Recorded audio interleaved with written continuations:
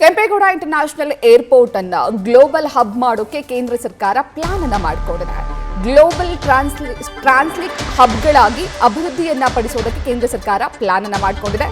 Dubai, Singapore ಏರ್ಪೋರ್ಟ್ಗಳಂತೆ ಮಾಡೋಕೆ ತೀರ್ಮಾನಿಸಿದೆ. ಸಣ್ಣ ನಗರಗಳ ಜನರಿಗೆ ಅಂತಾರಾಷ್ಟ್ರೀಯ ಪ್ರಯಾಣವನ್ನ ಅನುಕೂಲ ಮಾಡಿಕೊಡಲು ಈ ನಿರ್ಧಾರವನ್ನು ತೆಗೆದುಕೊಳ್ಳಲಾಗಿದೆ.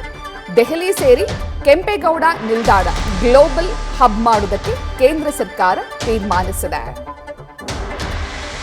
ಹಾಗಾದ್ರೆ ಗ್ಲೋಬಲ್ ಹಬ್ ಏರ್ಪೋರ್ಟ್ ಅಂದ್ರೆ ಏನು ಅನ್ನೋದನ್ನ ನೋಡ್ತಾ ಹೋಗೋದಾದ್ರೆ, ವಿಶ್ವದ ಹಲವು ದೇಶಗಳಿಗೆ ನೇರ ವಿಮಾನ ಸಂಪರ್ಕವನ್ನ ಕಲ್ಪಿಸಲಾಗುತ್ತೆ.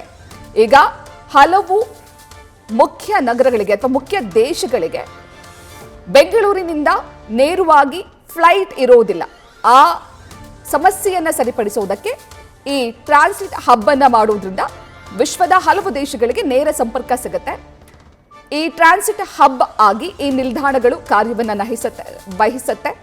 ಜನರು ಇಲ್ಲಿ ಫ್ಲೈಟ್ ಚೇಂಜ್ ಮಾಡಿ ಬೇರೆ ದೇಶಕ್ಕೆ ತೆರಳಬಹುದು.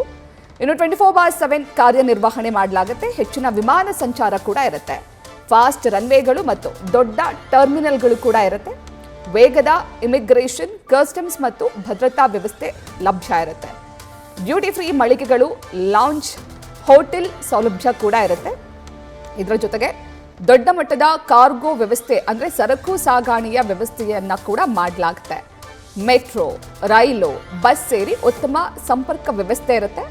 ಅತ್ಯಾಧುನಿಕ ತಂತ್ರಜ್ಞಾನ, ಡಿಜಿಟಲ್ ಸೇವೆಗಳನ್ನು ಬಳಸಲಾಗುತ್ತೆ. ಪ್ರತಿ ವರ್ಷ ಕೋಟ್ಯಾಂತರ ಪ್ರಯಾಣಿಕರನ್ನ ನಿರ್ವಹಿಸುವಂತಹ ಸಾಮರ್ಥ್ಯವನ್ನ ಈ ಗ್ಲೋಬಲ್ ಹಬ್ ಏರ್ಪೋರ್ಟ್ ಮಾಡುತ್ತೆ. ನ್ಯೂಸ್ ಫಸ್ಟ್ ನಿರ್ಭೀತಿಯಿಂದ ನಿಮ್ಮ ಪರವಾಗಿ.